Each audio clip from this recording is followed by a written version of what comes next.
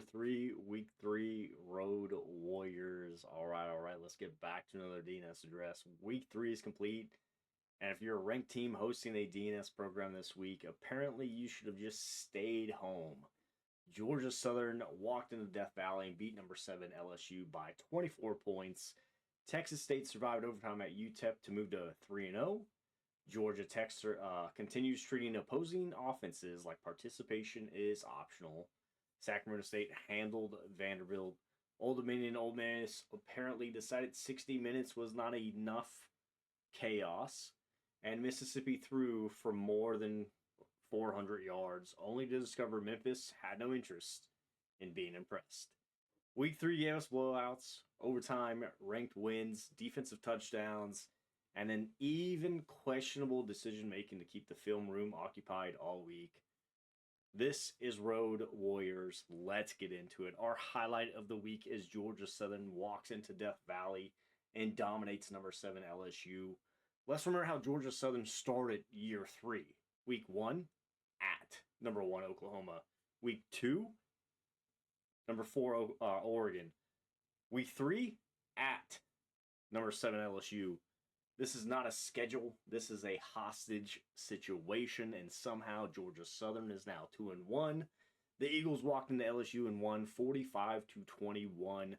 Not on the last second field goal, not surviving by 3. 24 points. KJ Towers was outstanding. 13 completions on 16 attempts, 282, 2 touchdowns, another 47 yards on the ground. Efficient, explosive, under control, exactly what Georgia Southern needed. The backfield handled the rest. Woodgett found the end zone. Bradley scored twice. And through the air, you may ask?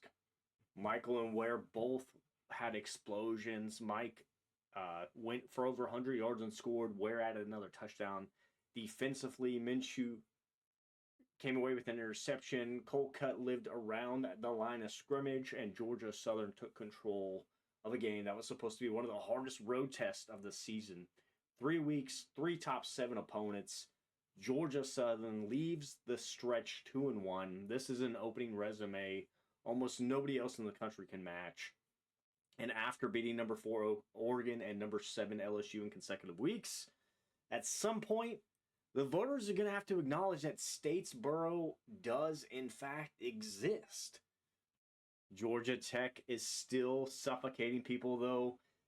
Pittsburgh came to Atlanta. Georgia Tech won 35-6. That moves the Yellow Jackets to 3-0, and once again, the opponents barely found the scoreboard. Clutts was sharp.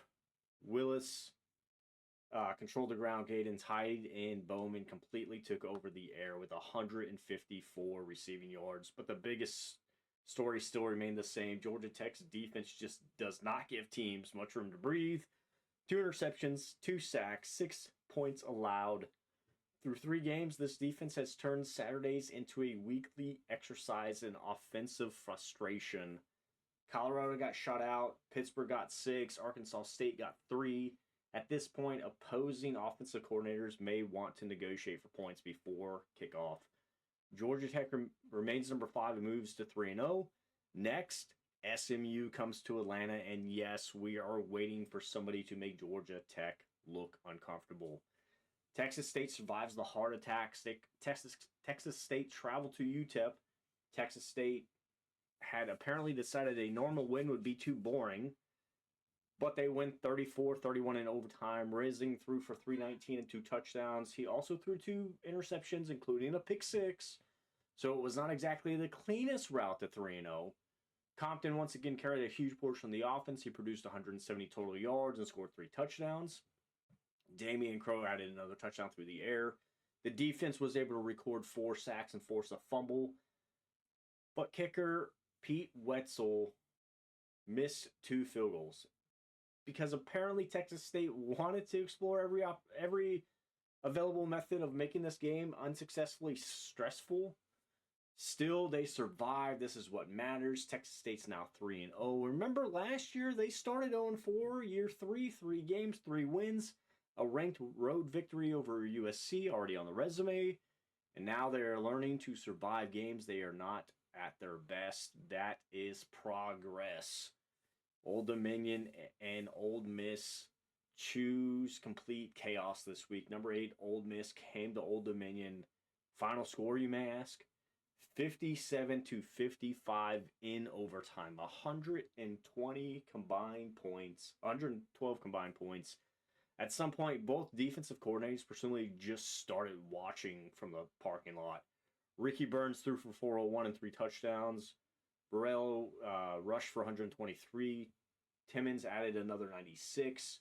Marks exploded with 161 receiving yards and 2 touchdowns. Blackman added another 101 and a touchdown. Old Dominion's defense somehow recorded 7 sacks, and Old Miss still scored 57. Football's weird. ODU has more than enough offense to win. They had pressure defensively. They had explosive plays. They had a home crowd. They even took it to overtime. Old Miss found the last answer, though. Old Dominion falls to 2-1. There's no shame in losing to the number 8 team in the country in overtime. But giving up 57 tends to create a few uncomfortable film room conversations. Next, Old Dominion travels to number 21, Washington, because apparently the schedule believes recovery is for cowards. Sacramento State is able to handle business this week. Sacramento State went to Vanderbilt and won 28-9. And compared to some of the chaos around the league, that's refreshingly normal. Sam Babcock threw 2 touchdowns. Godley rushed for 134 and added another touchdown receiving. Rainey added 73 yards in the score. Dominic Toy found the end zone. And defensively, you may ask, Sacramento State brought pressure all afternoon. 6 sacks and an interception, only 9 points allowed.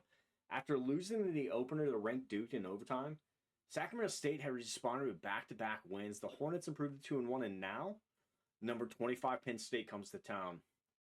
That one deserves attention.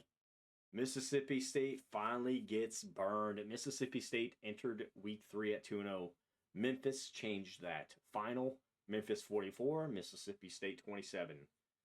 Coolidge threw the ball 57 times. It's not a typo. 57 times. Finished with 427 passing and 2 touchdowns. Caphart had 181 receiving. Peterkin added 169 and 2 touchdowns. Mississippi State moved the football. The problem, though, Memphis kept finishing drives. The Bulldogs' defense forced 4 fumbles and recovered 2. Nickerson returned one of those recoveries 70 yards for a touchdown, and somehow they still lost by 17. When the quarterback threw for 427 and your defense scores, you generally expect the post-game music to be happier. Mississippi State falls to 2-1. The Bulldogs get a bye next week. That feels well-timed. UAB is still searching, though. Georgia State defeated UAB 38-26, and Coach Breesty's new program falls to 0-3. There are positives. Amari B produced 144 from scrimmage. Lowry caught 2 touchdowns. Shepard returned a 97-yard kick for a touchdown. UAB's defense recorded 8 sacks. 8. Logan Thomas had 4 by himself out of that. Normally, if you sack the opposing quarterback 8 times and score on a 97-yard kickoff return, you feel pretty good. UAB apparently found another option. Nate Rogers did throw 2 interceptions. Georgia State just kept finding points, and the Blazers are searching for win number 1 still. They get a bye week next week. Probably a good time for everybody to stare at the film and ask how 8 sacks became a 12-point loss. Our stock-ups this week: Georgia, Southern, we already covered the resume. Oklahoma, Oregon, LSU, 2 straight top 7 victories. There's nothing else to add. Rank them. Texas State, last year's opening month was a disaster. This year's opening month, 3-0. That turnaround is becoming one of the early stories of year 3. Sacramento State, after the overtime loss to Duke, the Hornets have settled down and won 2 straight. Now ranked opponents coming back to town. Perfect opportunity to see how real the momentum is. That needs more film. Old Dominion's defense, 7 sacks are great. 57 points are less great. The pass rush is obviously there. The next step is making those pressures actually in drives. Mississippi State, 427 passing yards. 2 receivers near 170 or better. A defensive touchdown. Still lost by 17. This is the kind of box score that makes coaches age during the film session.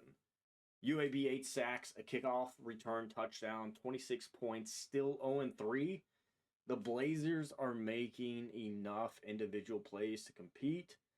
They're not putting enough of them together to win, though. Our Week 3 honors this week, Offensive Player of the Week is KJ Towers from Georgia Southern, the quarterback. The stage mattered, the opponent mattered, and Towers delivered one of the best performances when Georgia Southern needed it.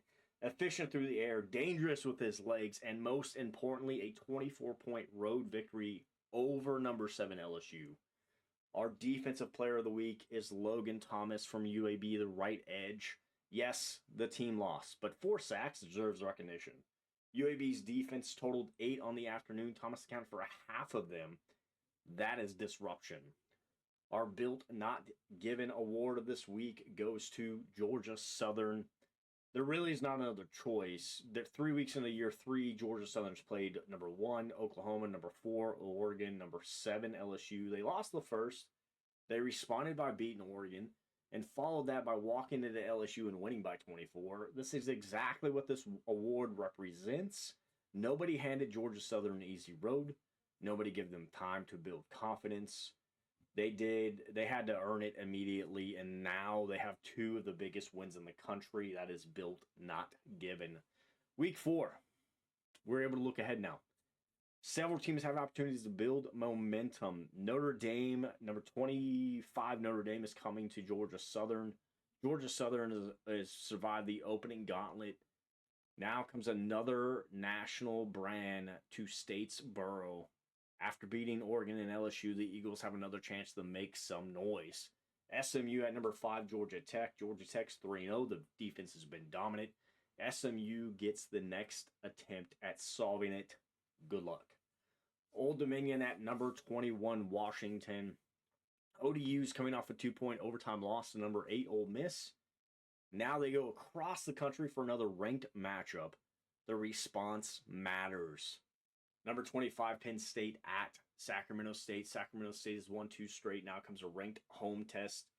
This could be one of the most interesting games of Week 4. Utah State at Texas State. Texas State is 3-0. The question is now simple. Can they keep stacking wins? UAB with the bye week, much needed. Mississippi State bye week, also probably not much needed. Still to come this week as well. We have 3 games left on the slate. We have Navy at number 14, South Florida. Louisiana at Troy. Army at Boston College. South Florida looks to build on its first win. Troy returns from Ohio State's loss. And Coach Nighthawk Gaming takes Army into Boston College, looking to build on his shutout debut at Temple. So Week 3 is not completely finished yet. There's still business to handle. Week 4. Week 3 belonged to teams willing to go on the road and take something. Georgia Southern walked into LSU and dominated. Texas State survived overtime and stayed perfect. Sacramento State went to Vandy and handled business. Georgia Tech remained unbeaten and kept suffocating offenses. Old Dominion came 2 points short in a 112-point shootout. Mississippi State learned that 427 passing does not automatically equate a victory. And UAB somehow produced 8 sacks and a kick return. While still searching for win number 1, college football makes perfect sense, as always. But the biggest story, Georgia Southern, 3 top 7 opponents, 2 straight wins, and suddenly Eagles are not surviving the schedule anymore. They're becoming the problem of it. Week 4 is coming up. Notre Dame's headed to Statesboro. SMU gets Tech. Old Dominion travels to ranked Washington. Penn State heads to Sacramento State. And year 3 keeps getting better. In the Department of Natural Selection, you select, we collect, built, not given.